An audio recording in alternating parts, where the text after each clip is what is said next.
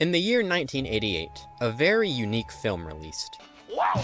Yo, I got demons running all through me! And you saw the title of the video. You know what we're talking about. Beetlejuice. No. Try again. Beetlejuice? Yeah, there you go. I feel like I should be making this video closer to Halloween or something, but since the sequel to Beetlejuice released recently, titled Beetlejuice, I can already tell I'm going to be saying Beetlejuice a lot in this video. Anyways, since the sequel released recently, I thought a video taking a look back at the history of the franchise, and of course its titular character Beetlejuice, would be quite fitting. But before we get into the video, a subscription, a like, and maybe even a comment would be greatly appreciated. So to tell the history of the Beetlejuice franchise, we're going to have to begin at a completely different movie, Pee-wee's Big Adventure, and this may seem random, but this movie was the directorial debut of Tim Burton. And after the film's success, Tim Burton was ready to begin work on his next film, Batman. But while Batman was in the very early stages of development, Burton was brought a script for a movie that would eventually end up as Beetlejuice. This original script came from author Michael McDowell and producer Larry Wilson. After they completed their script, Wilson brought it to an executive at Universal, who then wanted to meet with Wilson regarding the script. And when the meeting took place, the Universal executive was not very fond of the script, and even asked Wilson, "What are you doing with your career?" Wow, he held zero punches with that remark.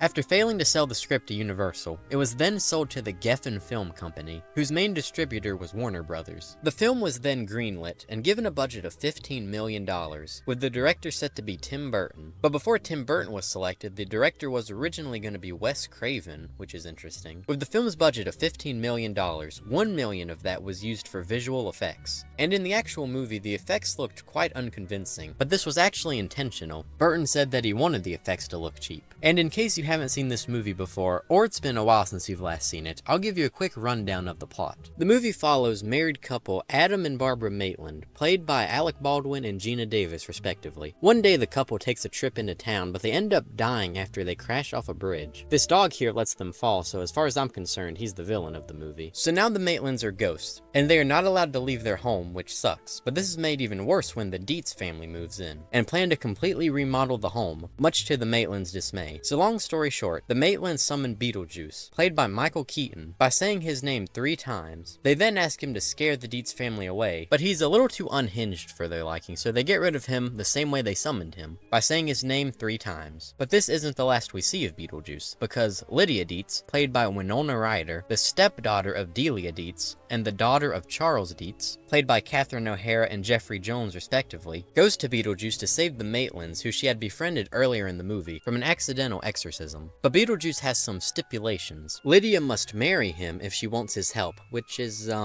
troubling, because Lydia is a child. But thankfully, Beetlejuice does have a non-predatory reason as to why he wants to marry her. Because if Beetlejuice marries a human, he's free to cause chaos in the human world. Anyways, she agrees to marry Beetlejuice, and in return, Beetlejuice does save the Maitlands. And after saving them, Beetlejuice wants to get married immediately. But before the ceremony is completed, Barbara and Adam object. But Beetlejuice isn't having any of that, so he banishes them. Barbara to Saturn, and Adam to a miniature version of Winter River, Connecticut, the town where they live in the movie. But eventually, the two make it back to the ceremony, and Barbara rides a sandworm that eats Beetlejuice and sends him back to the underworld.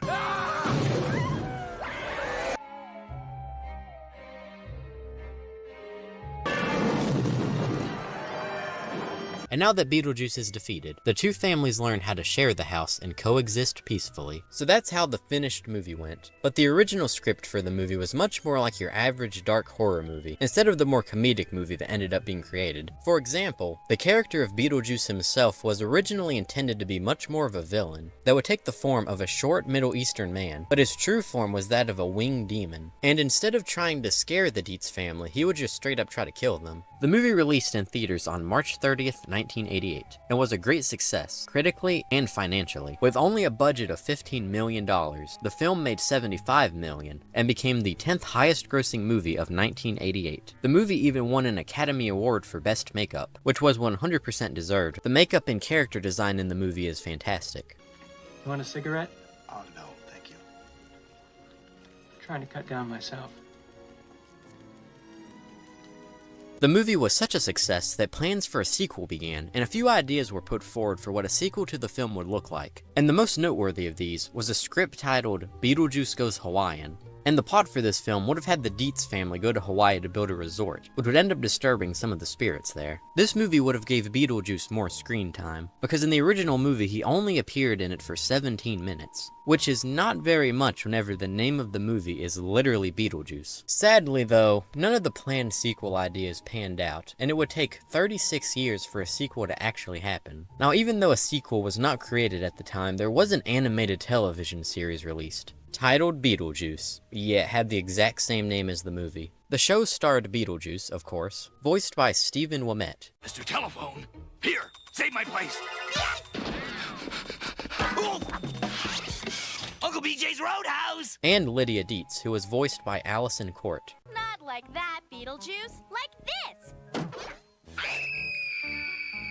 And in the show, their character traits were reimagined a bit. Beetlejuice was now more of a harmless troublemaker, and Lydia was made a bit younger than she was in the original movie to help relate to the younger audience that the show was made for. The show also gave Beetlejuice a new design, which can be seen here. And in the plot of the show, Lydia and Beetlejuice are now friends. No creepy marriage stuff this time. Beetlejuice has also made a handful of video game appearances, such as in Beetlejuice Skeletons in the Closet for MS-DOS, Beetlejuice for the NES, a Beetlejuice game for the Game Boy, a playable character in an expansion pack for LEGO Dimensions, where he was voiced by Christopher Swindle, who is also the voice of Beetlejuice in his most recent appearance, as a playable fighter in Multiverses. Beetlejuice has appeared in movies, television, and in video games, but there's one thing that he will never appear in. A Broadway oh, never mind. In 2018, there was a Beetlejuice Broadway musical created, and in the show, Beetlejuice was played by Alex Brightman, who went on to voice the character in an episode of Teen Titans Go.